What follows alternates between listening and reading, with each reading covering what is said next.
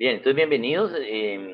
La semana anterior estábamos hablando de las partes de la nación y entonces vimos un poquito de cuáles eran las partes de la nación. Entonces vamos a hacer una pequeña introducción a ello en la Biblia y eh, dijimos hace dos sesiones que Dios piensa en individuos, naciones y generaciones. Y en el caso de nación, entonces Dios escoge una nación eh, para, para que ahora aprendamos lo que es una nación. Bien. Y a través de Israel, entonces todas las naciones van a ser benditas en él, tal como lo relata Génesis capítulo 18. Y entonces tenemos un ejemplo de qué hacer como nación y también de qué no hacer como nación a través de Israel en el Antiguo Testamento, básicamente para entender lo que es una nación. Pero nosotros ya miramos y ya vimos lo que era una nación, vimos la diferencia entre lo que es una nación y los que son los países. Vimos que habían unos 237 países y unas 13.000 naciones.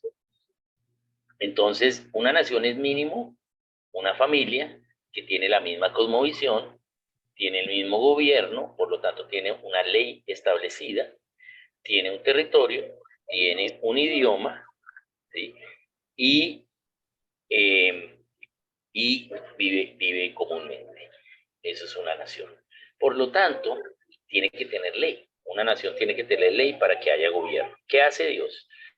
Dios, entonces, le promete a Abraham esa nación. Esa nación inicia con Israel, que es Jacob, en la tierra prometida. Pero Dios tiene que probar a Jacob.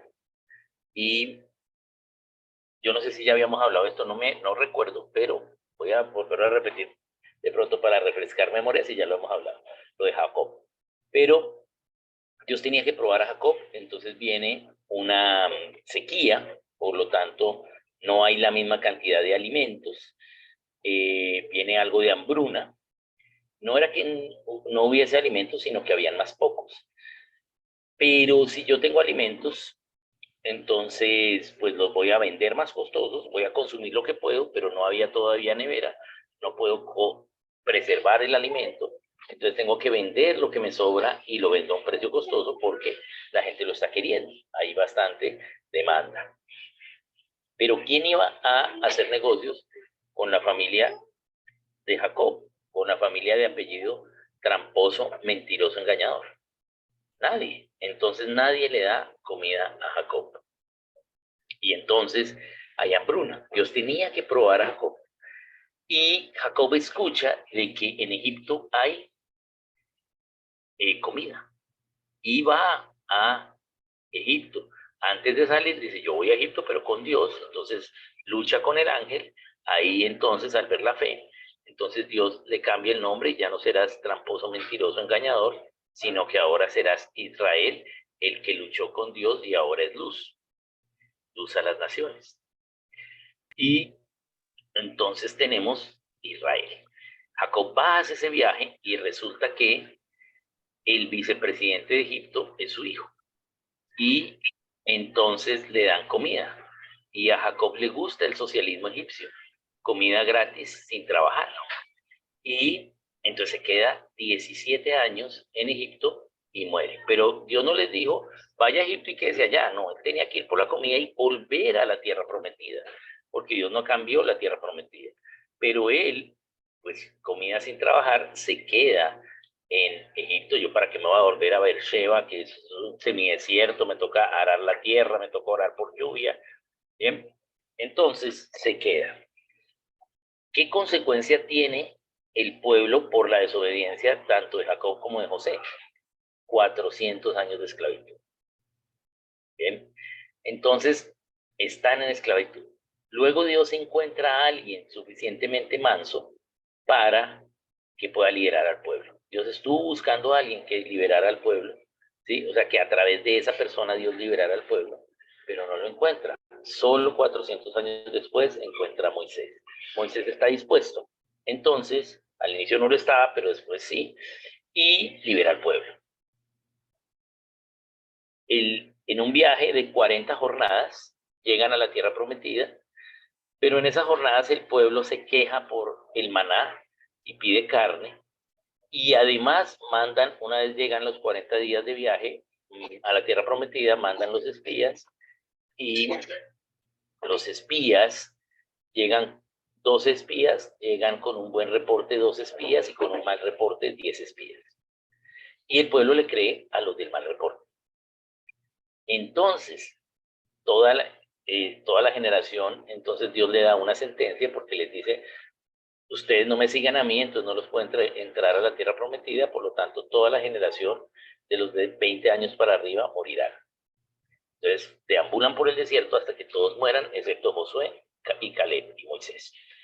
Bien, entonces, en ese caminar en el desierto, Dios les da la ley. En Éxodo 20, 21, 22, 23. 24. Entonces, allí Dios les da las leyes primarias, las primeras leyes. Y a través de estas leyes, entonces ellos ya pueden entonces tener ley y pueden tener un gobierno y pueden entonces ser nación, que era lo que Dios estaba tratando de hacer con Jacob, pero no lo logra porque Jacob desobedece. Ahora entonces Dios les da leyes. Pero lo que vemos es que ellos eran hebreos. Los hebreos son descendientes de Eber. Eber es un descendiente, ¿sí?, en la línea de Seth, un ascendiente de, ¿sí?, un descendiente de Abraham. Pero estos hebreos se llaman hebreos porque Eber hace el idioma hebreo, y hace la matemática para ellos. Y entonces Eber desarrolla una matemática para ellos, y entonces pues hay conocimiento. Eber desarrolla una matemática en base 7. Por eso es que vemos en la Biblia que agrupan de a 7, y 7 significa el número completo o la completitud. Bien, no es que sea un número mágico y esa numerología bíblica, cosa que no es correcta, pero sí el 7 significa que se completó, que ya se llenó la clasificación de las unidades. Es como cuando nosotros agrupamos en grupos de 10 que se llaman decenas, grupos de 12 que se llaman docenas, o grupos de 25 que se llaman arroba. Entonces ellos agrupaban en grupos de 7 que se llaman semanas. ¿Sí? ¿Por qué se llaman semanas? Porque ellos eran semitas descendientes de Sem. Y Eber desarrolló como semita esta matemática en base 7. Entonces yo puedo tener una semana no solo de días, sino también de sillas o también de teléfonos. Bien, eso es una semana. Entonces, ellos desarrollan la matemática en base 7, por lo tanto, para los hebreos, 7 era el significado de que ya se completó. Cuando Dios le da las leyes a Moisés, Dios da las leyes en 7 códigos de leyes o 7 líneas de tablillas de leyes. Tenemos diferentes líneas, 7 líneas. Una tablilla que era una tablilla de arcilla, la cual tenía un orificio en la parte superior y uno en la inferior, y a través de esos dos orificios se ataba un lazo para colgar, ¿sí?, cada tablilla una debajo de la otra. Esas tablillas eran una arcilla fresca y allí se escribía. Bien. Entonces, Dios les dio leyes en 7 códigos de leyes. Esos códigos de leyes, ¿sí?, son las leyes que Dios dio para la nación. Por lo tanto, si Dios dio leyes para 7 códigos, en 7 códigos de leyes, por lo tanto la nación tiene 7 partes. ¿Bien? Y de allí viene el concepto de las partes de la nación. Nosotros la enseñanza anterior hablamos un poquito de esto, ¿sí? Y vimos cuáles son las partes de la nación, ¿sí? Entonces, veamos estas partes. Acá las tenemos. Bien. Entonces, esas 7 códigos de leyes fue que hubo leyes para la familia, para la religión, para la educación y la ciencia, para la economía, para comunicar la verdad, para las fiestas o las celebraciones y para el gobierno civil. Bien, esos son los 7 códigos de leyes, por lo tanto las naciones tienen estas 7 partes. A estas partes de la nación se les llama, el nombre más común, esferas de la sociedad, por esta presentación que es muy popular a través de ponerlas en forma de esferas alrededor del individuo. Pero también se les llama las 7 montañas, los 7 montes, las 7 áreas de influencia, las 7 partes de la nación, los 7 constituyentes de las naciones. Bien, entonces toda nación tiene estas 7 partes. No recuerdo si la vez anterior hablamos de esta parte de abajo, pero porfa si me recuerda. ¿Sí? Creo que hablamos, pero no estoy seguro, es que enseñó diferentes lugares y no recuerdo qué enseño. ¿Bien? Hablaste poquito, Oscar, muy Sí. poquito. Bueno, Diste entonces como voy a un hacer aquí uno. rechacito. Ok. Entonces, básicamente, estas son las 7 partes de las naciones. Dios dio leyes para cada una de estas 7. Todas son transversales, es decir, nosotros estamos en cada una de ellas. ¿Sí? Yo compro con los mismos pesos, ¿sí? Tengo una familia, sigo siendo hijo, si celebro cosas, estoy bajo un gobierno civil, ¿bien? Etcétera. Entonces, estamos en todas. Voy a servir en una o en algunas. Dios me va a llamar a servirle a Él en una o en algunas. ¿Bien? Y en cuanto al servicio, pues acá en este gráfico todas tienen el mismo ancho, pero realmente la familia es la que debe ser más ancha porque es la más grande en cuanto al trabajo, y el gobierno civil, que es la última, es la más pequeña, pero la familia es muy delicada, es de cristal, mientras que el gobierno civil, que es donde menos gente va a ser enviada a servir, es de acero, porque protege a las demás. Pero aunque yo estoy en todas, puedo servir en alguna. Adiós. La mayoría de gente va a servir en la familia, luego en la religión y en este mismo orden. Este orden que tenemos acá es el orden en el cual el individuo adquiere verdad. Primero el individuo en la familia es donde por primera vez enseñan la verdad, la iglesia y así, educación y ciencia. Entonces eso que me enseñaron, ¿sí? Yo lo entiendo. En la familia me enseñaron algo, en la religión entiendo por qué me enseñaron eso. Entonces tanto yo voy a seguir capacitándome como voy a enseñar a otros y voy a aplicar esos principios a mi vida, que sería la ciencia. Y luego yo voy a tener unos buenos resultados, que es la prosperidad, porque aplico los principios bíblicos. Luego quiero comunicarle a todos que ya sé cómo es para producir la prosperidad. Luego voy a celebrar con los demás ello y luego voy a asegurar que se pueda hacer, que pueda seguir haciendo eso a través del gobierno civil. Entonces, aunque yo estoy en todas, voy a servir en alguna o en algunas, pero todas son interdependientes. Si yo quito alguna, no hay nación. Hay gente que dice, no, si solo trabajamos en la familia, pues ya hay libertad. No, necesito trabajar en todas. Bien. Y son complejamente irreducibles. ¿Qué quiere decir eso? Que si yo quito una, no hay nación. Se acaba la nación. ¿Sí? Entonces esa es la complejidad irreducible, no las puedo reducir más. Lo mínimo que puedo tener son estas 7 partes. Entonces de pronto van a encontrar algún estudio, sobre todo la gente que trabaja hacia el África, que sacan aquí de ciencia, salud, y unen medios de comunicación con celebración, porque la necesidad de salud en África es muy grande. Entonces, para estudiarla por aparte, pero originalmente salud es parte de la ciencia. Bien, entonces, estos son los 7 constituyentes de la nación. Bien, bien, entonces Dios le da a Moisés leyes para cada una de estas partes a través de esos 7 códigos de leyes. Bien. E Israel empieza pues a aplicar esas leyes. ¿Sí? Así empieza Israel. Entonces encontramos en la Biblia leyes básicas para Israel en cada una de estas 7 partes. Bien, entonces lo que vemos es que Israel empieza a usar estas leyes, pero una vez viene Cristo, entonces los cristianos empiezan a usar estos principios y los cristianos se convierten en los líderes de cada uno de estos 7 constituyentes de la nación en las naciones. Lo que vemos es que entre Cristo y después de Cristo los cristianos son los líderes, empiezan a hacer lo que deben hacer y a la larga vemos que los primeros hospitales, las universidades, la enfermería, todo eso fue hecho por cristianos y los cristianos liderábamos cada una de estas partes. lo que vemos los científicos eran cristianos, las universidades fueron hechas por cristianos, los medios de comunicación fueron hechos por cristianos. Entonces los cristianos éramos los líderes de cada uno de ellos. Bien, hasta mediados del siglo XIX, hasta los 1800. Pero de mediados del siglo XIX en adelante perdimos ese liderazgo. ¿Cómo perdimos ese liderazgo en los 7 constituyentes de la nación? Porque lo que vemos es que antes los cristianos éramos los líderes y ahora ya no. ¿Sí? Entonces, ¿qué sucedió? Tú ves los músicos, Händel, Bach, todos ellos eran cristianos. ¿Sí? Pero luego, ¿qué sucedió? ¿Sí? Nuestros libertadores, nuestros padres fundadores, todos eran cristianos.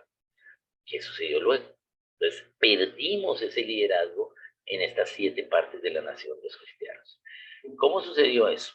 Básicamente a través de 2 libros y 2 dogmas. Eso es lo que vamos a ver hoy. Entonces, ¿qué sucedió? Nosotros aplicamos los principios de Dios a estas 7 partes y éramos los líderes.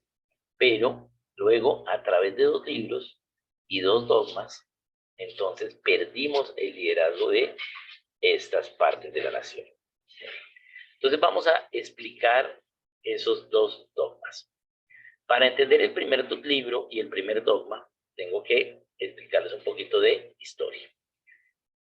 Nuevamente, creo que ya habíamos hablado un poquito de Jerónimo. Jerónimo, entonces, es año 380, Imperio Romano, clase alta, Jerónimo lingüista. Dios lo manda a evangelizar a la clase alta. La clase alta no hablaba griego ni hebreo, sino hablaba latín. Por lo tanto, entonces Dios llama a Jerónimo a traducir la Biblia del hebreo y del griego al latín, que es lo que se conoce como la Vulgata latina. ¿Para qué? Para que la clase alta pudiese leer la Biblia y fuese evangelizada. ¿Bien? Pero para esa época de Jerónimo ya existía el clero y ya el Estado controlaba la iglesia. Por lo tanto, al clero no le convenía que la clase alta, que eran sus donantes, leyeran la Biblia porque se iban a dar cuenta que la iglesia estaba corrupta, que el clero era corrupto, que el clero no estaba haciendo lo que la Biblia decía. Por lo tanto, allí es cuando entonces prohíben la lectura de la Biblia. Si usted lee la Biblia se vuelve loco. Ahora el idioma de Dios es el latín y todo va a ser en latín, pero nadie puede leer la Biblia. La prohibición duró desde el tiempo de Jerónimo, año 380, hasta 1960 en los católicos.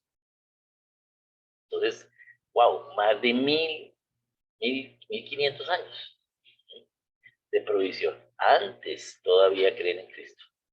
Bien, entonces no había lectura bíblica. Jerónimo muere creyendo que no pudo lograr su acometida de evangelizar a la clase alta porque la clase alta no pudo leer la Biblia. Pero 1000 años después, John Wycliffe, hacia el año 1382, entonces toma esa Biblia de Jerónimo y la lee, porque John Wycliffe era de la clase alta inglesa, entonces sabía latín. Y la lee porque al ser de la clase alta tiene acceso a los libros. Un libro, para llevarlo a valor hoy real, en la época de Wycliffe, hoy correspondería a unos $10,000. Ese libro, unos 50 millones de pesos. Bien, entonces, era algo costoso. Pero Wycliffe tenía el dinero para ello, por eso tenía libros, y dentro de esos libros tenía una copia de la Biblia en latín de Jerónimo, la cual la lee y se da cuenta que el clero no hace lo que dice la Biblia. Por lo tanto, quiere usar sus influencias gubernamentales para que a través de la ley civil, la ley del gobierno, se obligue a la iglesia a hacer lo que dice la Biblia. Al clero, se obligue al clero. Pero sus mismos amigos del gobierno civil, pues tenían negocios con la iglesia y también estaban en la corrupción, entonces pues no pudieron hacerlo. Por lo tanto, Wycliffe entonces decide que lo hacen desde adentro de la iglesia, se hace cura y luego concluye que hay demasiado poder en Roma y no puede purificar la iglesia. Wycliffe es el iniciador del movimiento puritano, de los puritanos, y se le conoce como la estrella de la mañana de la Reforma, el primer reformador. ¿Bien? Entonces, al entender que tampoco puede desde dentro de la iglesia, Dios le dice, es que los demás tienen que entender lo que tú entendiste. Los demás tienen que tienen que leer la Biblia para que sepan que el clero está corrupto.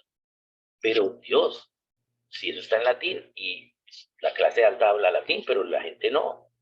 Entonces Dios lleva a Wycliffe, que también era lingüista, a traducir la Biblia desde el latín, desde la Biblia de Jerónimo, al inglés, estudiando Wycliffe los dialectos de los británicos, los del norte, influenciados por los teutones, o sea, el alemán, luego más al sur, hacia el sur de Escocia, por los Dutch, o sea, el holandés, luego hacia Londres, por el francés, y hacia Plymouth, hacia el sur, por el español, el castellano. Por lo tanto, hay dialectos en Inglaterra que él los mezcla y hace un idioma, que es lo que conocemos como el idioma inglés. ¿Bien? Y traduce la Biblia a ese idioma. Y durante más de un siglo, muchos seguidores de Wycliffe decidieron dar su vida como misioneros para alfabetizar a Inglaterra con ese idioma y para que pudiesen leer porciones de la escritura. Por lo tanto, la mayoría de gente, después de unos siglos, la mayoría de gente en Inglaterra sabía lo que decía la Biblia y sabía que el clero de la iglesia de Roma era corrupto y el movimiento puritano entonces se acrecenta y ahora hay un movimiento cada vez más fuerte para purificar la iglesia.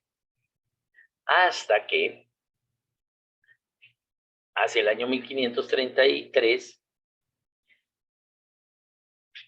en Canterbury el obispo de Canterbury decide hacer un acta de declaración de independencia religiosa de Roma y que ellos no van a obedecer a Roma por la corrupción de Roma.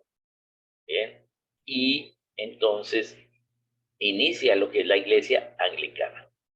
Obviamente, el rey, que era fiel al emperador y por lo tanto fiel al papa, persigue con sus ejércitos a estos independentistas. Pero la política internacional había sufrido un cambio grandísimo en ese tiempo. Para finales del siglo XV, en 1492, los españoles recuperan la península, que la habían perdido desde el año 712. Los visigodos perdieron España ante los moros. Y los moros duraron más de 800 años, los musulmanes, gobernando en España hasta 3 de enero de 1492. Cuando fueron echados los moros de España. Entonces, los españoles acaban de recuperar el reino, pero no tienen dinero. Pero resulta que se encuentran una huaca en América y ahora son los nuevos ricos del barrio. Y ese oro que traen de América es el oro que le dan al Papa para acabar la Capilla Sistina. Entonces, los españoles con tanto oro empiezan a comprar barcos y armas de guerra y a tener un ejército cada vez más poderoso. Por eso se habló de que no se oculta el sol sobre un barco español, porque había barcos españoles en toda parte. Los españoles ahora ricos saben que en Inglaterra hay vientos de independencia, de purificar la iglesia, hay un movimiento puritano y deciden hacer guerra con Inglaterra. Los reyes, el rey Enrique VIII, que era soltero, había querido asegurar su trono, entonces había tenido varias aventuras amorosas teniendo hijas y ningún hijo. Pero en Inglaterra solo heredaba el hijo primogénito varón, entonces él solo tenía hijas. Y se creía que eran las mujeres las que daban el sexo a los hijos, pero ya sabemos que no, que somos los hombres. Entonces se creía que la mujer entre más voluptuosa, más fácil iba a dar un hijo varón. Porque se creía que así era. Entonces Enrique VIII buscaba mujeres voluptuosas para ello. Y Entonces, ahora España lo va a invadir. Inglaterra no tiene el mismo poder naval que España. Entonces, a los reyes les tocaba casarse por conveniencia política, por lo tanto, a Enrique VIII le toca casarse con Catalina de Aragón, la hija de Fernando de Aragón, e Isabel de Castilla, los reyes católicos.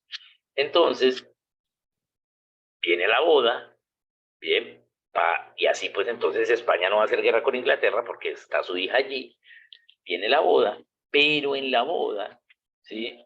Él conoce a una mujer muy voluptuosa llamada Ana Bolena. Entonces él cree que ella sí le va a dar un hijo varón. Él le propone, pero Ana Bolena le dice que sí, pero que ella quiere ser reina. Pero ¿cómo si me estoy casando? ¿Sí? Entonces Enrique VIII no consuma el matrimonio con Catalina de Aragón, ¿sí? Y trata de anular su matrimonio para que así asegure el trono con Ana Bolena, que le dé un hijo varón, y entonces asegurar su línea de trono, porque sus primos y sus tíos querían la línea de trono, ya que él era soltero y no tenía hijos hombres. Bien, entonces le pide al Papa carta de divorcio porque no consumó el matrimonio. Bien, se presenta la evidencia y efectivamente Enrique VIII tiene razón. Pero el Papa no iba a darle la razón a Enrique VIII porque pues los españoles son los que le están dando el oro. Uno no patea la lonchera. Entonces, no le acepta la requisición al Papa, el Papa a Enrique VIII. Por lo tanto, Enrique VIII entonces decide apoyar a los independentistas que hace 8 meses se habían independizado y ahora nombrarse cabeza de la Iglesia de Inglaterra, ¿sí? La Iglesia Nacional de Inglaterra, que es lo que hoy conocemos como la Iglesia Anglicana. Bien, entonces se separa Inglaterra de Roma en la religión. Y entonces Roma dice, no, ellos son una farsa, ellos no son, eso está mal, porque, y entonces dan un argumento. El argumento que da Roma es porque Jesucristo, ¿sí? El Señor inició la iglesia con Pedro y Pedro fue el primer papa. Evidentemente Pedro no fue el primer papa, ¿sí? Y lo que dice Mateo 16, 18 no es no es que sobre Pedro edificara la iglesia, sino sobre la afirmación que dijo Pedro, que Jesús es el Hijo de Dios.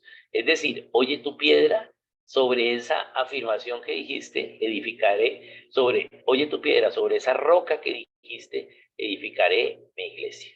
¿Bien?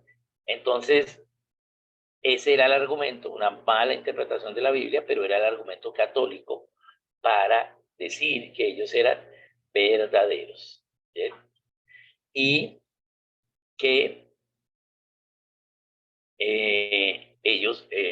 los ingleses eran falsa doctrina.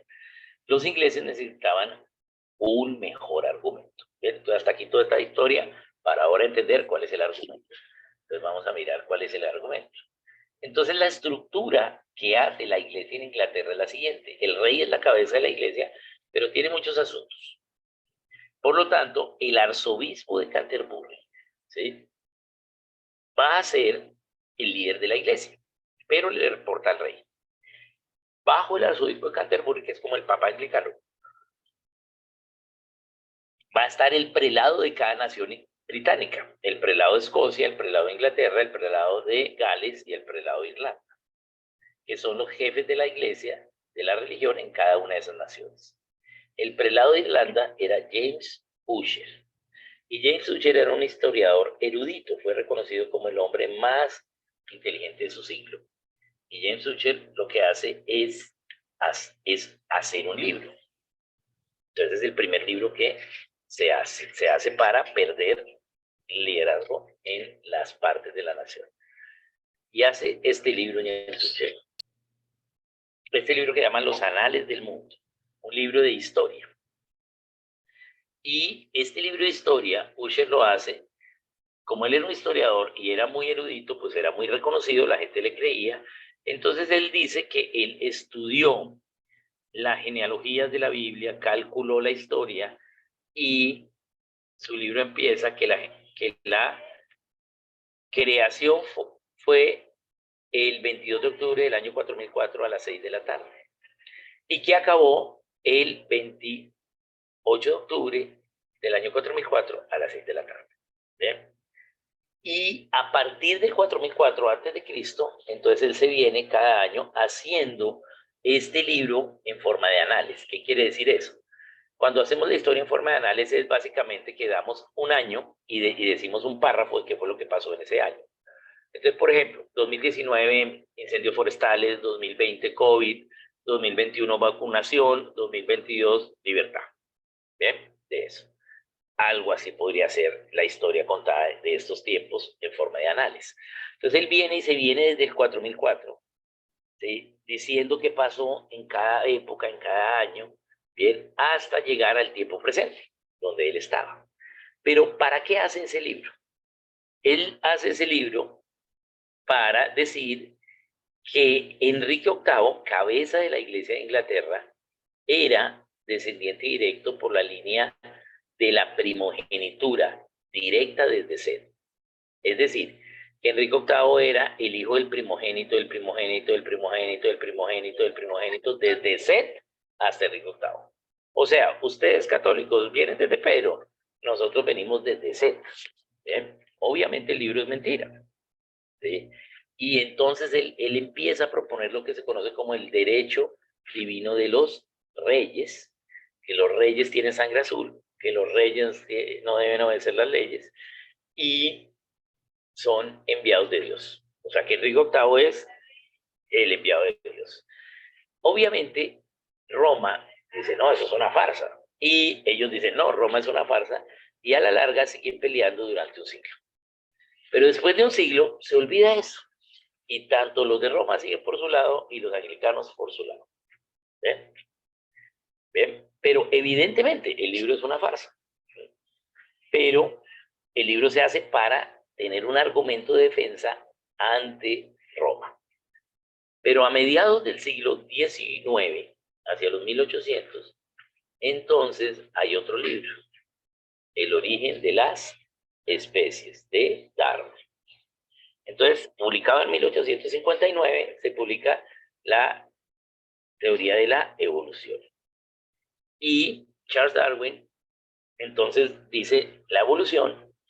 ¿Y qué hace la iglesia? ¿Sí? Ya dijimos que eran dos libros, dos dogmas, recuerden. Dos libros, dos dogmas. Ya vimos los dos libros. ¿Sí? Ahora vamos a ver los dos dogmas. ¿Qué es un dogma? Un dogma es atribuir a algo el valor de verdad sin evidencia. Eso es un dogma.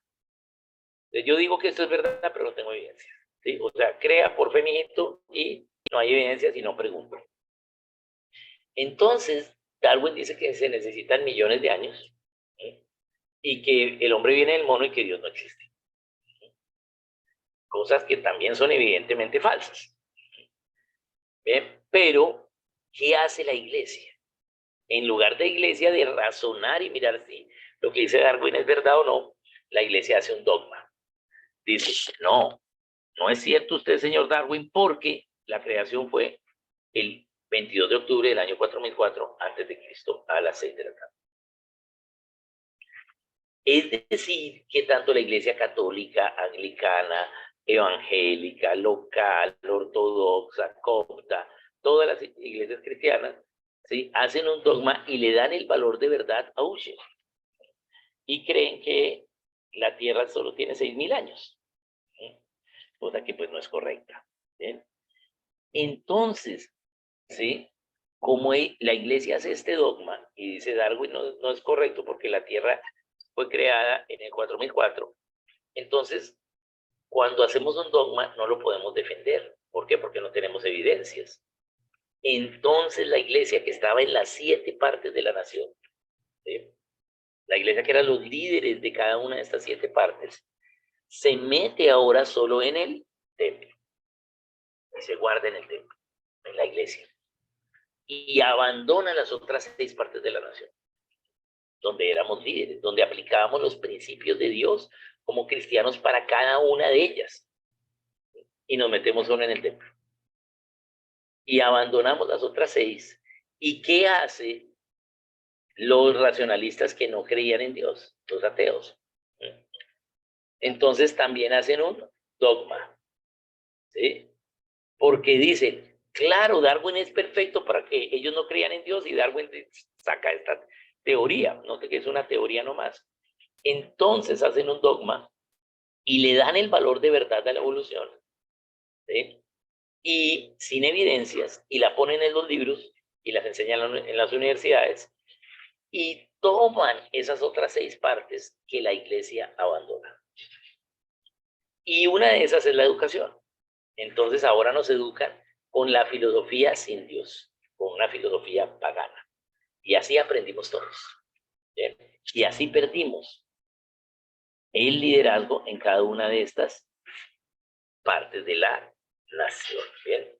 Entonces nos guardamos en los templos. Aún hoy hay muchos que siguen guardados en los templos, pero no han mirado lo que es el reino de Dios. ¿Bien? Entonces esa fue la razón por la cual perdimos, pero los libros son dogmas. Bien, entonces, ¿cómo se inicia a recuperar, cómo Dios inicia a recuperar de nuevo los 7 constituyentes de la nación? Bien, entonces, aquí voy a contar otra pequeña historia. Básicamente Dios usa a 3 ministerios. Hacia 1975,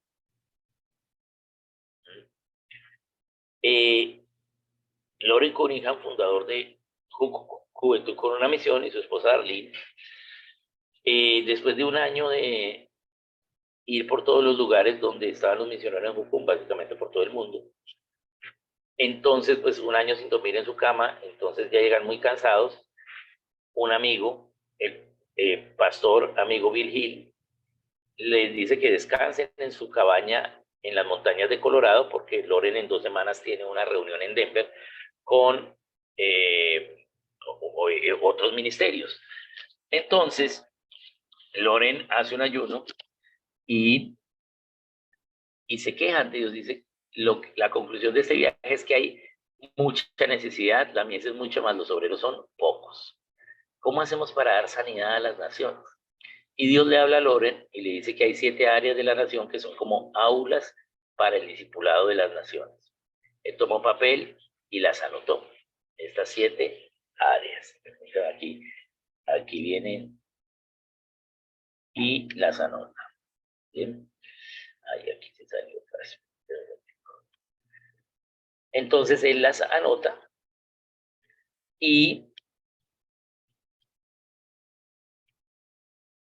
vamos aquí, pero me toca aquí ampliar. Ok. Entonces, él tiene una reunión con Bill Bright, los fundadores de CRU, la Cruzada Estudiantil para Cristo, ministerio universitario más grande del mundo, y Jucum, pues también que está en todo el mundo, ministerio de misiones más grande del mundo. Entonces, ellos tienen la reunión y entonces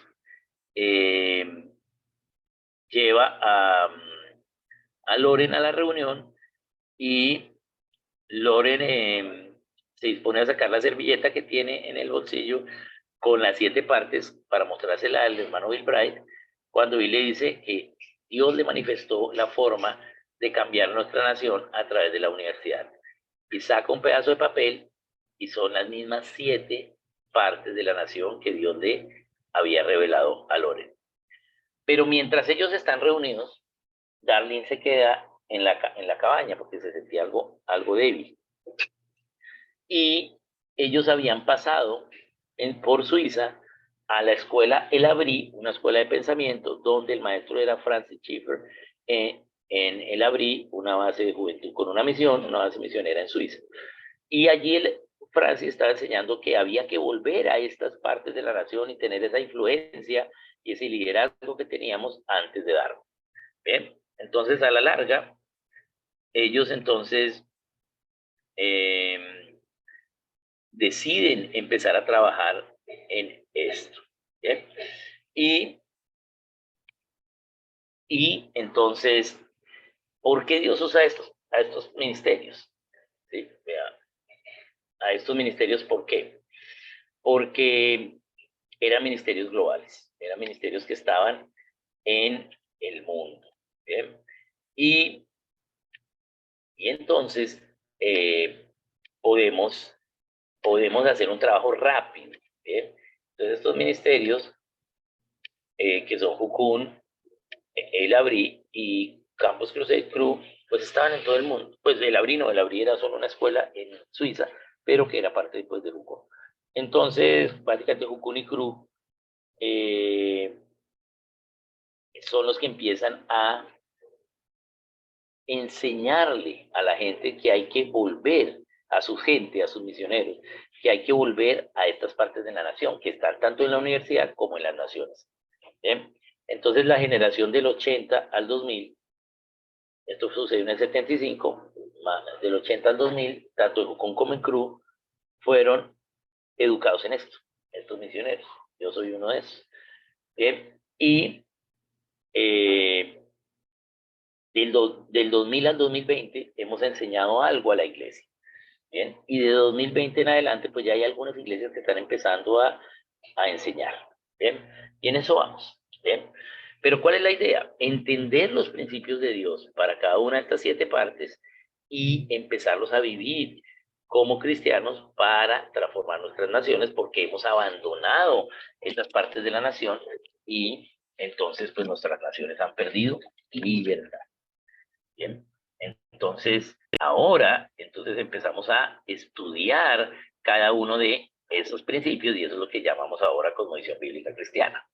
Bien, bien. Entonces empezamos a hacer hecho. Bien, bien. Entonces voy a dar aquí preguntas hasta este momento. ¿Sí? Si alguien tiene alguna pregunta hasta este momento, la podemos hacer porque aquí ya voy a empezar luego a verificar el tema de eh, ya las partes de la nación como tal. Bien, bien.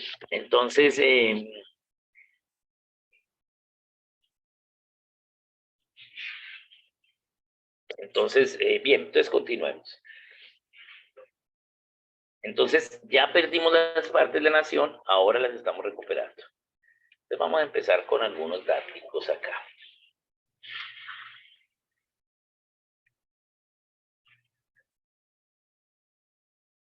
Entonces dice los 7 constituyentes de la nación. El individuo solo no hace nación. El individuo solo es individuo. La única forma de hacer nación es mínimo una familia. El individuo tiene que hacer nación con una familia. Entonces ese individuo solo no es sociedad, pero mínimo una familia ya es nación. ¿Bien? Pero es el poder dentro del individuo, que es el evangelio, el que transforma las naciones, comenzando primero en la mente del individuo, ¿sí? En la mente y el corazón del individuo. Esta transformación de la vida del individuo afecta todo. Por lo tanto, el individuo cuando aprende de la palabra tiene 2 opciones. O gobernarse internamente por la palabra y requerir poco gobierno externo, es decir, obedecer la voluntad, obedecer la verdad voluntariamente, es decir, autogobernarse, que es obedecer la verdad voluntariamente, no requieres gobierno externo. O no obedecer y requieres mucho gobierno externo. Bien, el mayor gobierno externo se llama cárcel. Bien, entonces el individuo decide, la autoridad está en el individuo. Pero si el individuo empieza a obedecer los principios de Dios, no solo para él como individuo, sino también para cada una de estas partes de la nación, y se asegura de enseñarlo a la siguiente generación, por lo tanto empieza la nación a crecer en libertad. ¿Bien? Empieza la nación a ser transformada, empezamos a poner la cosmovisión en la realidad. Bien, bien. Entonces, veamos cómo lo hace Dios. Esta es una frase de Neander, famoso historiador, en su libro Memorias de la Vida Cristiana, que dice, la cristiandad nunca comenzó primero con revoluciones o cambios externos. En todos los casos, si no han sido preparados internamente y no están basados en convicciones, están destinados a fracasar en su propósito. Lo nuevo que produjo la cristiandad fue el nacimiento de todo lo referente a lo interno y luego se mostró en los cambios externos, los cuales fueron más saludables y verdaderos. Bien, entonces, ¿cómo empieza Dios a trabajar en el individuo? Internamente, a través de el individuo dando, ¿sí?, pequeñas decisiones, pequeños pasos de fe que se ven claramente en su vida, ¿bien? Esos pequeños pasos de fe. Entonces, es el evangelio el que va a transformar la vida de estos individuos, ¿bien? Pero un evangelio aplicado. Bien, veamos acá en la presentación. Entonces, es el evangelio el que da luz y el que nos hace ser luz y sal. Bien, entonces, el individuo básicamente va a adquirir propiedad y lo que va a hacer es defender su propiedad.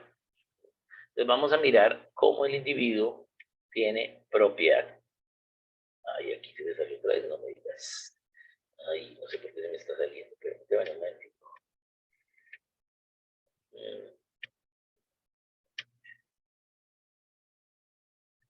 Ok, ahora me voy a empezar, pero bueno, ya.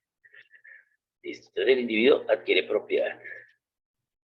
¿Bien? ¿Por qué? Porque el individuo, ¿sí?, va a defender sus propiedades de acuerdo a sus convicciones, ¿sí? Entonces veamos el tipo de propiedades que Dios diseñó en la Biblia. El cuarto tipo de propiedad son las cosas materiales e inmateriales heredables. Bien, tenemos cosas materiales heredables. Yo puedo heredar, no sé, mi esfero, ¿sí?, o un libro, ¿bien?, o una casa. Y también cosas inmateriales heredables como la herencia cristiana, que nuestros hijos conozcan de Dios. Bien, esos son cuarto tipo de propiedad.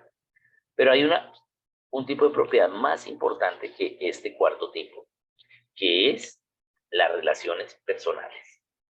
Las relaciones son más importantes que las propiedades. Eso no quiere decir que tú te dejes robar, ¿sí? Pero tanto las propiedades materiales o inmateriales te las pueden quitar. Bien, tus relaciones personales también, tu tía, tu abuela, tus primos, tus hermanos, tu jefe, tus compañeros de trabajo, todo eso son relaciones personales. Ceder a cosas materiales o inmateriales por conservar las relaciones.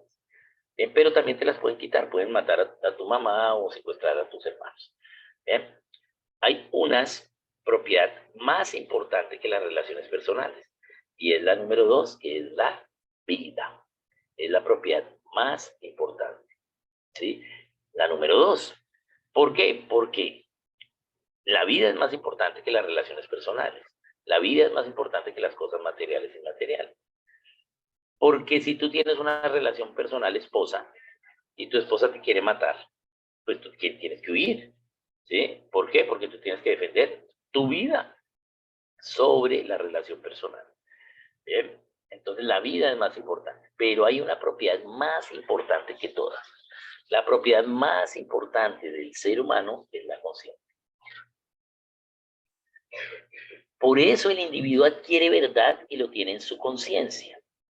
Es la propiedad más importante de todas.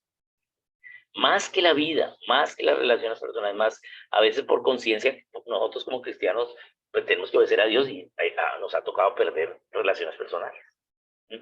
Antes bebía con mis amigos y ahora entonces ya no bebo, entonces ya no son mis amigos, ¿sí? Y así. Entonces, la conciencia es la propiedad más importante que tiene el ser humano. Veamos un ejemplo. Entonces, recordemos, por ejemplo, lo que sucedió en Nigeria en 2014. Como vemos, las noticias de Nigeria no son muy alentadoras los últimos 10 años, cada vez hay más persecución a los cristianos. Pero en 2014, el grupo terrorista islámico Boko Haram llegó a un colegio de niñas y secuestró a las niñas. Un colegio cristiano de niñas. Y básicamente solo había dos opciones. Más o menos unas 200, más de 200 niñas, 219 niñas que fue. Solo había dos opciones. O confesabas que Jesucristo no es Dios y que Alá es Dios y te violaban como una virgen ahora así para Alá, ¿sí? Por haber sido infiel a Alá. O confesabas que Jesucristo es Dios y te mataban. Esas eran las opciones. Y más de la mitad de las niñas confesaron que Jesucristo es Dios. Y las mataron. No han aparecido desde esa época. ¿Bien? ¿Por qué? ¿Por qué sucedió eso? Porque para ellas fue más importante su vida, no, su conciencia fue más importante. Por eso al espía, por más de que lo torturen, si él es fiel en su conciencia, pues no habla. ¿Bien? Entonces, por eso el hablar es una evidencia que tienes conciencia. Cuando estás perdiendo la conciencia, empiezas a disvariar, empiezas a hablar incoherencias. ¿Bien? Por eso la conciencia es la propiedad más importante. Veámoslo como lo dice la Biblia en Hebreos 11:38. Alguien que lo lea, ahí de ustedes en la Reina Valera 60, así yo ahorro un poquito de voz. ¿Quién lo quiere leer? Abre el micrófono.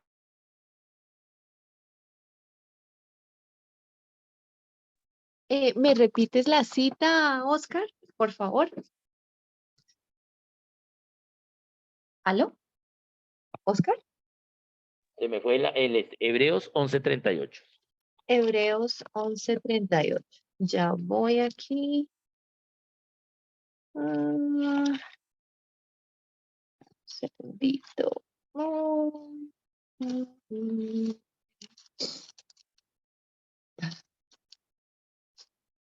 Listo. Entonces, Hebreos 11:38 dice, de los cuales el mundo no era digno, errando por los desiertos, por los montes, por las cuevas y por las cavernas de la tierra.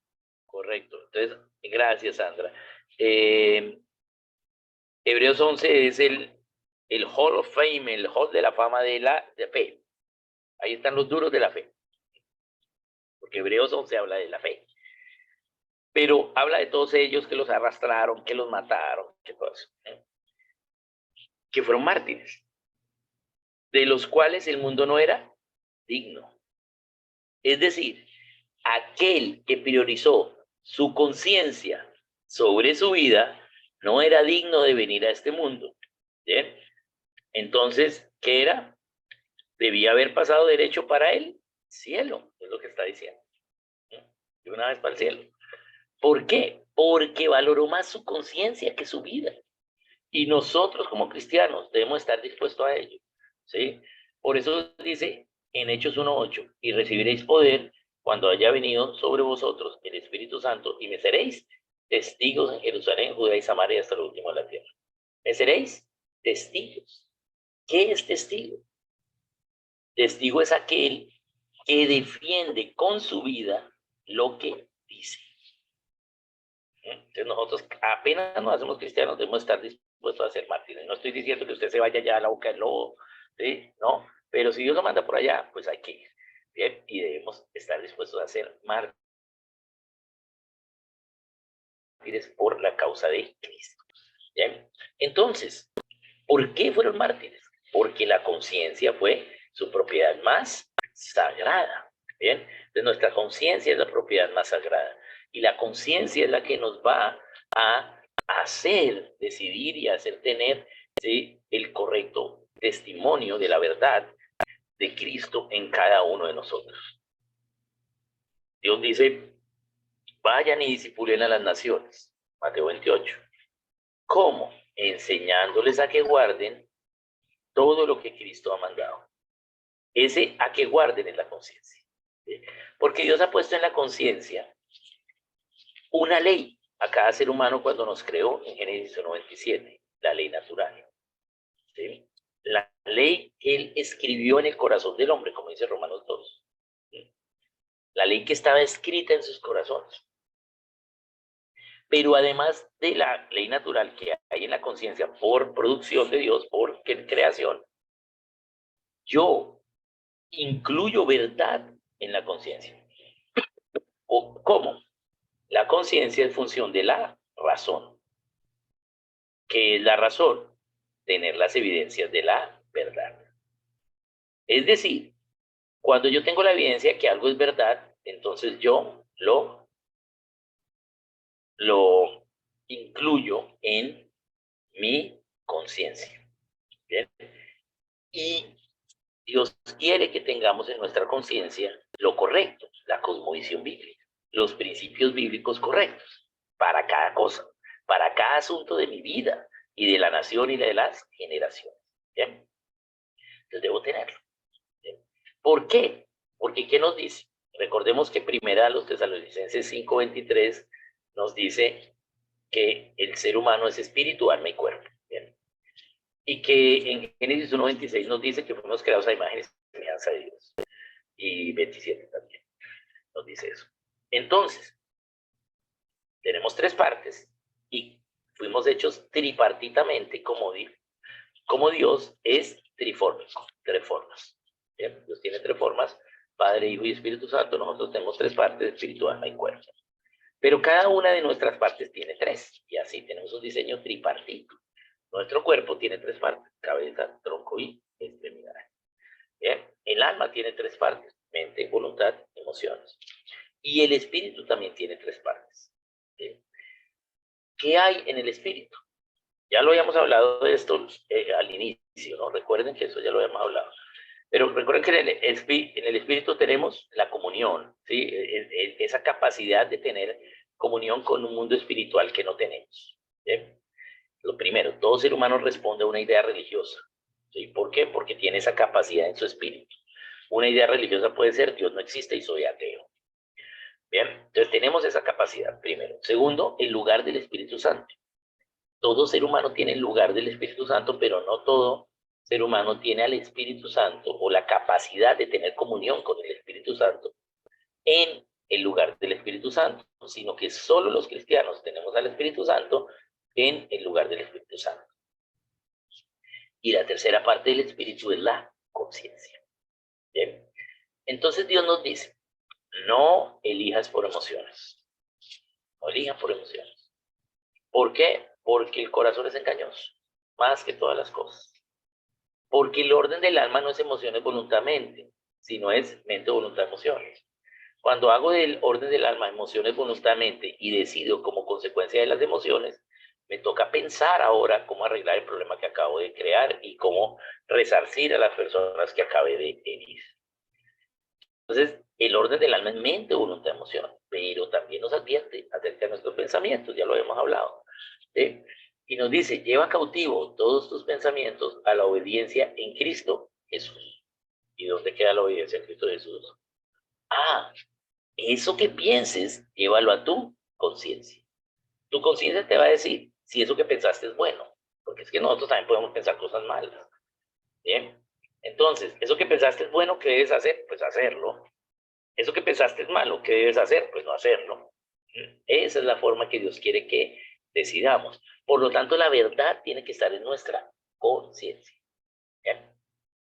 Bien, no sé si nosotros ya hicimos el ejercicio de los seis días de la creación y cuando acabó Dios la creación en el día séptimo. Creo que lo hicimos, ¿cierto? No sé.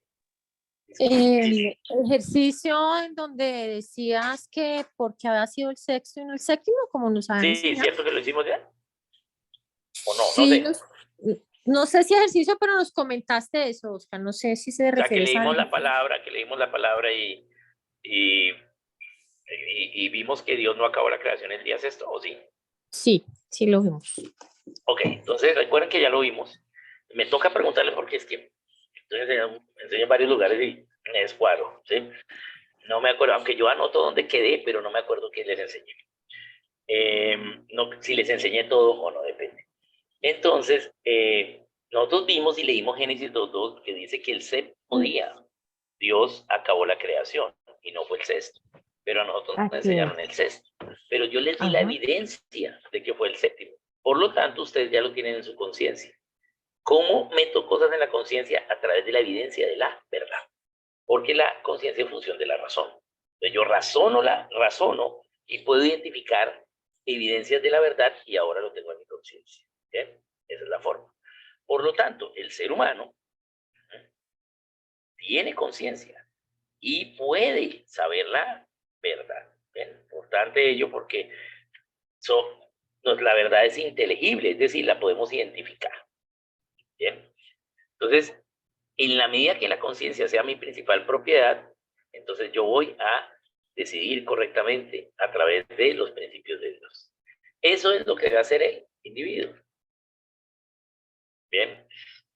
Bien, entonces, esta transformación descrita como el Evangelio es esta transformación descrita del poder que emana del Espíritu Santo porque Jesucristo está entronado en el individuo. Bien. Entonces, ser cristiano, que también ya lo habíamos hablado, es la vida de Cristo en mí por el poder del Espíritu Santo para hacer la voluntad del Padre. Eso es ser cristiano. La vida de Cristo en mí por el poder del Espíritu Santo para hacer la voluntad del Padre. Bien, bien. Entonces, esto respecto al individuo. Ya habíamos tocado el tema del individuo al principio. Bien, pero necesitamos repasarlo porque ahora vamos a pasar a ¿sí? estos 7 constituyentes de la nación y vamos a empezar con la familia. Bien. Entonces vamos a iniciar con la familia. Bien. Entonces, la familia es el primer constituyente de la nación, es la base de la nación. La familia es diseñada por Dios. ¿Bien? Dios es el autor de la familia. En la familia se enseña la verdad por primera vez y la propiedad por primera vez. Pero tenemos que tener en cuenta que la familia es una idea de Dios. Porque si la familia no es una idea de Dios, sino si es una idea de nosotros, entonces, pues la podemos cambiar. Si es una idea del ser humano, la podemos cambiar. Cuando vamos entonces a la historia y vemos en donde se habló de familia, vamos a llegar que lo más antiguo de la familia es Génesis 2:24. Por tanto, dejará el hombre a su padre y a su madre, se unirá a su mujer y serán una sola carne. La ley para la familia, para el matrimonio y la familia. Bien, la familia es una idea de Dios. Ahora podemos decir que la familia es hombre, hombre y gato, ¿sí? O mujer, mujer y perro, o algo así. ¿Bien? Y llamarle familia, pero eso no es familia. ¿Bien? ¿Por qué? Porque la familia es una idea divina, una idea de Dios primero. Entonces la familia es el primer lugar donde el individuo va a adquirir verdad. Por eso vemos ahí en la gráfica, en el dibujo, el individuo en amarillo, pero alrededor de el individuo está la esfera de la familia. ¿Bien? Entonces la familia es el primer constituyente de la nación. Bien, bien importante ello. Esta familia nos va a dar unos principios generales. Veamos los primeros. El primero es la individualidad en libertad. Es decir, cada familia va a tener una individualidad. Por ejemplo, vamos a contar una individualidad. El nombre de tu familia es tus apellidos. Yo vengo de la familia Quiroga Ramírez, ¿sí? Y mi esposa viene de la familia Niño Vergara. E hicimos la familia Quiroga Niño. Pero la familia Quiroga Niño tiene unas individualidades diferentes a las familias de donde provenimos. Entonces, cada familia va a tener una individualidad. ¿Cuál es el carácter de tu familia? ¿Cuál es el carácter de la familia Quiroga Niño? Ah, ellos son así, hacen esto bien, hacen esto mal. ¿Bien? Así somos todos. ¿Bien? Entonces va a haber una individualidad. Cada familia va a tener una individualidad. Van a estar en un nivel de madurez en Cristo mayor o menor. ¿Bien? Pero la familia va a tener una individualidad. Ejemplo. Vamos a ver un ejemplo. En uno de los libros que he escrito, el de familia, ahí narro un ejemplo acerca de la individualidad de la familia. Yo vengo de la familia Quiroga Ramírez, Y a mí me gusta secarme cuando en la ducha, o sea, me baño y secarme con una toalla seca, seca, seca. ¿Sí? O sea, que venga de secadora, así bien, bien seca la toalla. Bien. Pero entonces cuando era niño no había secadora, ¿sí? O no teníamos secadora nosotros. Bien. Y entonces mi alcoba daba al este, entonces en la mañana entraba el sol, entonces yo lo que hacía era secarme y dejaba la toalla encima de mi cama, ¿sí? A los pies de la cama. Y como le daba el sol toda la mañana, eso quedaba sequita. ¿Bien? Cuando me casé, pues hice lo mismo que había hecho toda la vida. Después me fui a vivir solo y también daba al este mi alcoba, entonces igual. Entonces, bueno, pero a mi suegra le pareció eso escandaloso, porque la familia Niño Vergara siempre colgaba la toalla en el toallero. Toalladero, pues, ¿para qué son los talleros? Para colgar la toalla. ¿Sí? Pero entonces teníamos problemas por ello. Entonces nos tocó sentarnos, decir, bueno, ¿qué pasa? ¿No? Que tú dejas la toalla allí. Ah, no, pero yo la quiero seca. Entonces a la larga tocó tomar una decisión. Y entonces dejó la toalla colgada donde le dé el sol en el patio de ropas o, ¿sí? Para que se seque. ¿Bien? Y se seca pues perfectamente. ¿Bien? Entonces yo adquiero el beneficio porque la toalla está perfectamente seca, pero no está sobre la cama que no la quiere mi esposa. Y me convertí en el inspector de toallas en la casa, recojo todas las toallas de la familia, las cuelgo allí y todas están secas y todo el mundo le gusta secarse con la toalla bien seca. Pero tenemos una individualidad, nos tocó hacer un nuevo acuerdo, ¿sí? Y cambiar los supuestos que teníamos de las familias que veníamos, ¿bien? Entonces, esa es la individualidad cristiana, la individualidad que hay en la familia. ¿Bien? Entonces, vamos a ver el segundo punto. No vamos a alcanzar a acabar familia hoy, pero estamos dándole a ver hasta dónde llegamos. El autogobierno cristiano. Cada familia cristiana pues debe obedecer la verdad voluntariamente, autogobernarse. Pero yo no puedo esperar que porque otra familia es cristiana, entonces haga lo mismo que nosotros y tome las mismas decisiones que nosotros que también somos cristianos. Porque ¿cuál es el principio de Dios que nos enseña Pablo en Romanos? Que yo no puedo juzgar a otro con mi conciencia. Mi conciencia solo me juzga a mí. Mi conciencia solo la conozco yo y Dios. ¿Sí? Pero yo no puedo con mi conciencia juzgar a otro. Si yo veo que el otro no tiene el principio que yo ya sé y que ya tengo en mi conciencia y que el otro no lo tiene, entonces ¿qué tengo que hacer? Enseñarle. Enseñarle a que guarde lo que Cristo mandó para determinado asunto. Y así él se podrá autogobernar, obedecer esa verdad voluntariamente. Por lo tanto, cada familia va a tener un autogobierno cristiano. Nosotros hemos decidido con nuestros hijos tener unas leyes que de pronto otra familia cristiana pues no las tiene, ¿sí? O tiene otras. ¿Bien? Entonces va a haber una individualidad, pero también un autogobierno cristiano. Bien. Bien.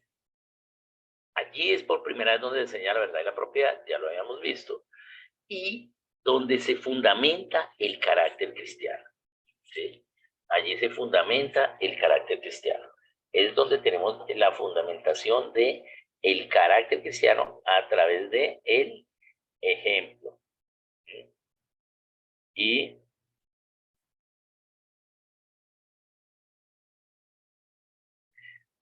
permítame un momento que tengo que responder aquí una cosita, porque si no me dejan sin llaves.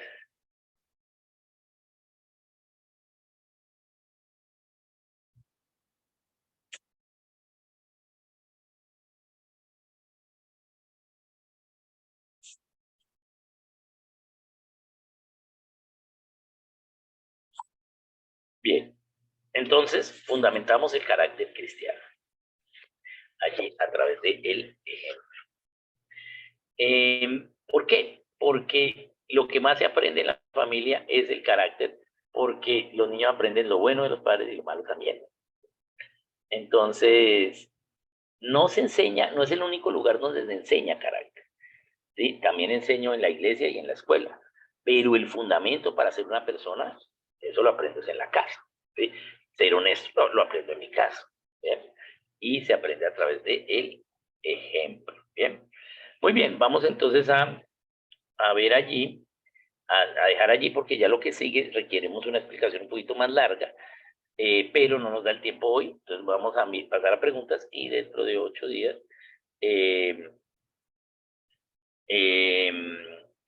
lo podemos ver. Bien. Entonces, voy a dejar acá de compartir y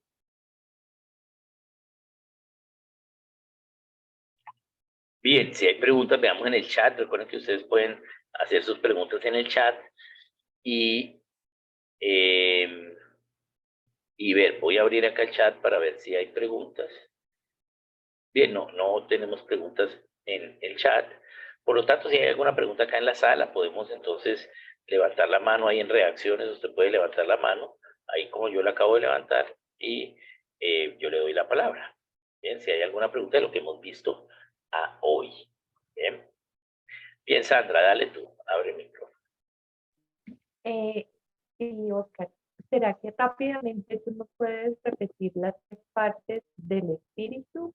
Porque bueno, el alma, las emociones y la mente, pero las del espíritu para poder tomar Bien, nota. las del espíritu. Entonces, tenemos 3 partes del espíritu. La primera es una idea de una comunión con un mundo espiritual que no vemos. En la antropología, cuando vamos a mirar las comunidades, vemos que siempre hay una idea religiosa. El ser humano fue diseñado en su espíritu para poder saber de un mundo espiritual que no ve, ¿sí?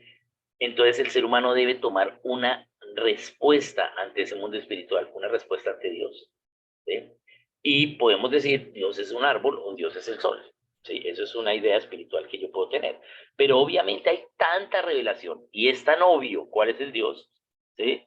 Que pues no tenemos excusa, dice la palabra en Romanos 1, ¿no? Los atributos de Dios, su eterno poder y divinidad se hacen claramente visibles a través de todo lo creado, de manera que no tenemos excusa. Pero el ser humano tiene en su diseño la capacidad de saber que hay un mundo espiritual. Yo me puedo ir por el buen camino y saber de Dios o perderme en la brujería, en el ocultismo. Bien, eso es lo primero que tenemos en el espíritu. Lo segundo que hay es el lugar del Espíritu Santo. No es que nosotros podamos tener al Espíritu Santo porque el Espíritu Santo es Dios, pero sí la capacidad de tener un lugar para tener capacidad de comunión con el Espíritu Santo. Entonces, todo ser humano lo tiene, pero solo los cristianos tenemos al Espíritu Santo en el lugar del Espíritu Santo. Los demás solo tienen el lugar del Espíritu Santo, pero sin el Espíritu Santo. Y la tercera parte del espíritu es la conciencia, esa voz por allá atrás que te dice esto es bueno, esto es malo. Los únicos seres que tienen conciencia de sí mismos son los seres que tienen espíritu. Tú pones un pajarito frente al espejo y el pajarito ataca al otro pajarito y se destruye su propio pico atacando al otro pajarito. Luego tú pones un chimpancé frente al espejo y el chimpancé empieza a pelear con ese otro chimpancé, pero luego se da cuenta que ese otro chimpancé hace lo mismo que él y empieza a hacerle monerías, ¿no? Pero nunca sabe que es el mismo. ¿Por qué? Porque aunque el pajarito solo tiene cuerpo y el mamífero tiene cuerpo y alma, pero no tiene espíritu, ¿sí? Los únicos seres con espíritu tienen conciencia de sí mismo, por lo tanto son responsables ante Dios, que somos los seres humanos y los ángeles, ¿no? Son los seres que tienen espíritu, tienen conciencia. Por eso, al ser responsables, son sujetos de juicio. Y vamos a ser nosotros sujetos de juicio, así como los ángeles también.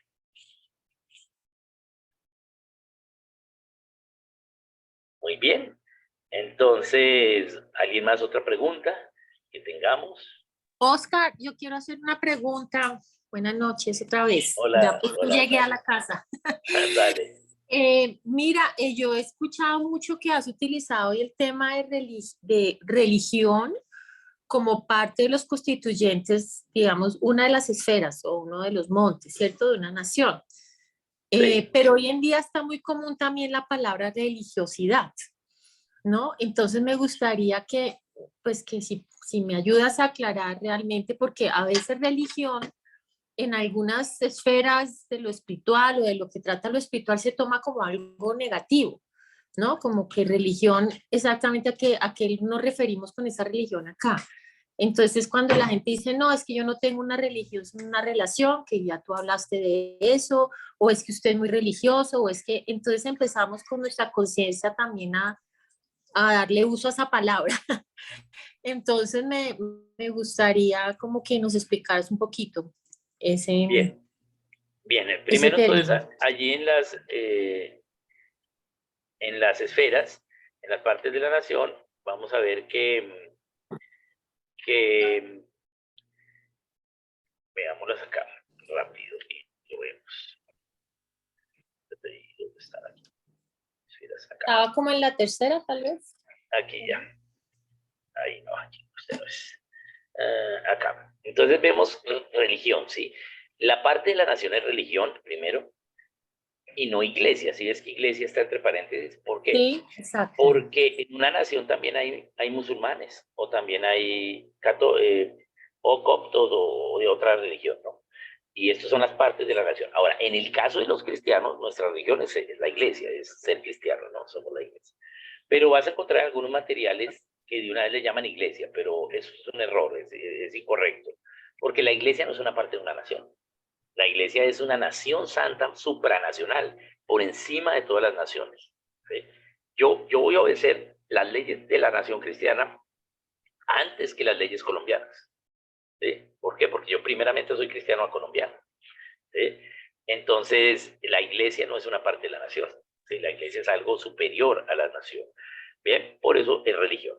Pero dentro de religión, pues está una que es la religión cristiana. Ahora, respecto a lo que tú dices, es correcto, pero la gente a veces confunde religión con religiosidad.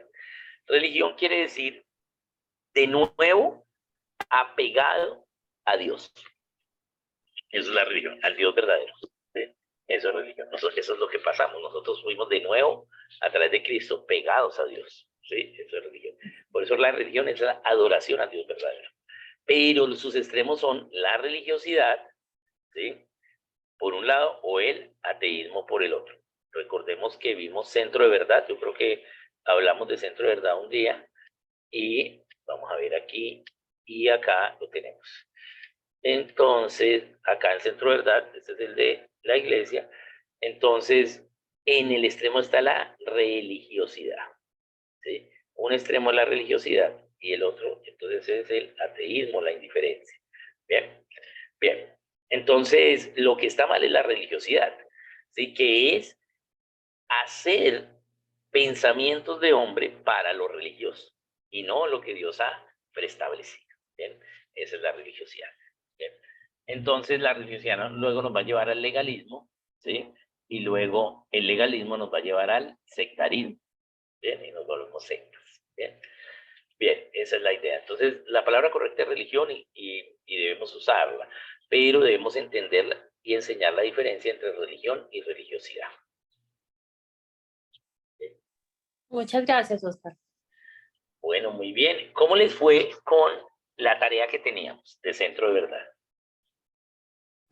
Teníamos una tareita, ¿cierto? Había que mirar esta semana, ¿sí? En esta semana teníamos que mirar acerca de identificar un centro de verdad de cualquier cosa. ¿Sí? Esa era la idea. ¿Lograron hacer algo? ¿Se acordaron de la tarea? Si alguien quiere compartir. Oscar, buenas noches. Juan Pablo, Hola, Juan Pablo. ¿Qué tal? Bien, Oscar, no, una pregunta con respecto Bueno, a dale.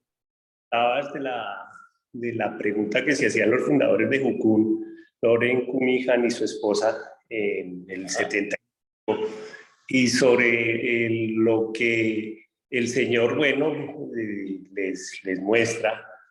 Pero entonces tengo ahí yo una pregunta, ¿sí?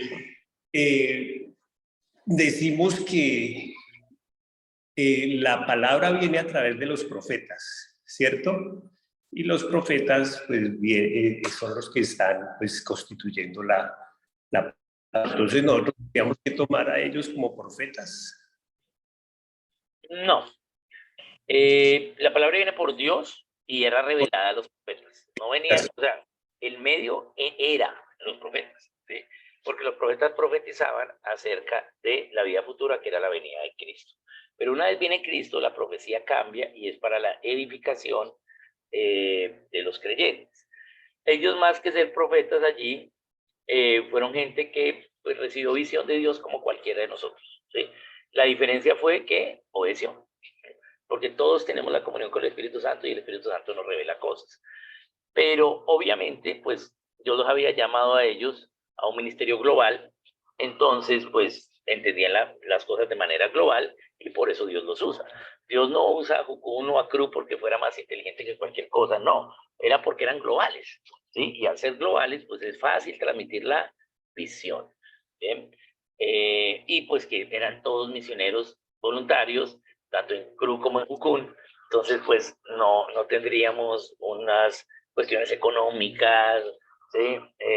Para que se pueda propagar la verdad, ¿no? Entonces, por eso es que los usa. Pero básicamente, ellos son gente que obedeció a Dios en lo que Dios les mandó a hacer, como cualquier cosa que nos puede mandar Dios a hacer a cada uno de nosotros, ¿sí? Pero no es como una idea profética, pero sí es Dios, ¿sí? Y trabajando en la gente para la extensión de su reino. Dentro de la extensión del reino sí hay una visión profética, sí hay una extensión del reino profética, pero creo que acá no se usó así, pero sí lo hay, sí lo hay. Y te pregunto con respecto a Hebreos 1:1, ¿cierto? Donde dice que Dios, habiendo hablado muchas veces y de muchas maneras en otro tiempo a los padres por los en posteriores días, nos ha hablado por el Hijo, a quien constituyó el mundo y por quien asimismo hizo el universo. Yo entiendo, ¿cierto? A la vida de nuestro Señor Jesucristo, pues Él nos dice que habiendo hablado muchas veces y de muchas maneras, diferentes tiempos a los profetas, a partir de que viene nuestro comienza y nos deja ese legado, esa de lo que Él vino a mostrarnos con su vida, su ejemplo, y a dejarnos con su ministerio. Sí, es correcto. O sea, la profecía acerca del futuro cesó cuando ya vino Cristo porque toda la profecía era para eso, ¿sí? Pero no quiere decir que el don de profecía haya parado, ¿sí? El don de profecía sigue existiendo, pero ahora es para la edificación de la iglesia, la exhortación de la iglesia. O sea, lo especifica claramente la palabra. Eso está en, ay, espérate, ¿dónde es que está? Eso está en Corintios, creo, pero ya miramos. Creo que es primera a los Corintios, o segunda a los Corintios, permítame, ya miramos aquí, es que no estoy con mi Biblia aquí.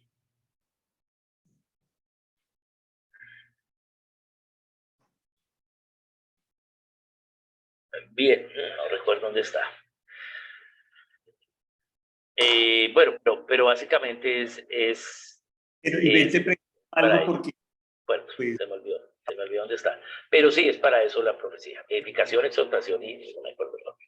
sí, pero te pregunto algo. Hay unas iglesias, sí, desafortunadamente, que su doctrina se basa en profecía, ¿sí? Y pero no sana, sino una profecía que pues a todo mundo le está diciendo vas a ser próspero, vas a alcanzar esto, vas a tener lo otro, ¿sí? Sí. Entonces se podría prestar para malinterpretar, como que si yo le añado a la palabra, ahí sí como dice en el Apocalipsis, que el que quitare o añadiere a la palabra, pues que si le quita, pues lo van a quitar de ahí, si le añade, pues le van a venir sobre él todo lo que está ahí también en la palabra.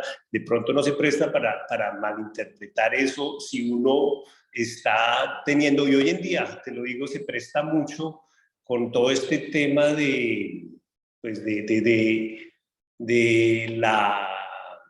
del cumplimiento que viene para la iglesia en cuanto a el rapto y en cuanto a todos los que vienen en el Apocalipsis. Entonces hoy también hay mucha profecía por parte de hombres, no por parte de la Biblia, sino a través de hombres, de personas que han especulado. No sé si nos acordamos en el año 2000, en el año 2010, 11, que se cumplían los 70 años y entonces comenzaron a especular con una serie de profecías acerca de de que los cumplimientos de Dios.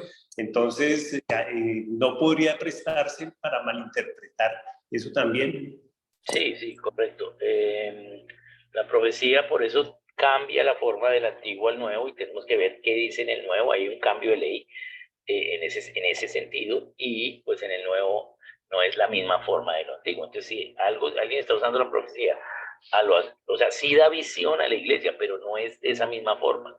Sí Dios puede revelar algo hacia el futuro, claro, pero no es la forma en que Dios le revelaba a los profetas lo que a los únicos que le revelaban. Ya todos tenemos comunión, pero quien tiene don de profecía lo usa para la edificación de la iglesia, sí, básicamente es esa idea. Entonces, si se está usando de la otra forma, ya tendremos que empezar a desconfiar de que sea una sana doctrina. Ok, bueno, gracias, Oscar.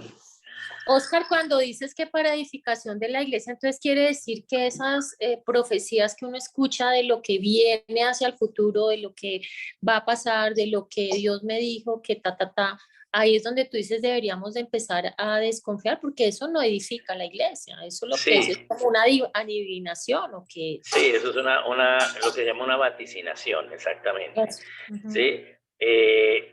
La palabra de Dios, primera a los Corintios 14:3, es edificación, exhortación y consolación. Eso es, primera a los Corintios 14:3. Para eso es la profecía, ¿sí? Para la edificación de la iglesia, ¿sí? O sea, para enseñar algo, edificarlos, para exhortar si la iglesia está haciendo algo mal, el profeta tiene que, si Dios le revela al profeta para que vaya y le diga, y para consolar en tiempos de crisis, en tiempos de persecución, Dios revela la profecía para la iglesia. Esas son las tres cosas, pero como vemos, no tiene la misma connotación que en el Antiguo Testamento. Bien. Bien. Es primera a los Corintios 14:13. Gracias, Oscar. Oscar, y este versículo, segunda de Pedro 1:21, porque la profecía no ha tenido su origen en la voluntad humana, sino que los profetas, parte de Dios, dados por el Espíritu Santo. Esa es otra versión, la encontré aquí, pero no sé qué versión corresponde a esta. Esa es primera a los Corintios. No, ese es Pedro, ese es Pedro. Ese es Pedro. Segunda de Pedro. Sí. Entonces, sí, ahí habla acerca de la profecía y cómo la profecía entonces no tiene una interpretación privada como tal, ¿sí? Sino que ha sido inspirada por el Espíritu Santo, tanto en el Antiguo como en el Nuevo, la profecía. O sea, aunque en el Antiguo era de una forma y en el Nuevo es de otra, pero la profecía sí tiene que ver con Dios directamente, ¿sí? Y fueron inspirados, visitados por el Espíritu Santo, ¿sí? Y eso es verdad, eso es cierto, es correcto, pero por eso el profeta hoy, para edificar, exhortar o consolar, pues tiene que ser algo acerca del Espíritu, ¿no? Ok, gracias. Correcto. Muy bien, muy bien.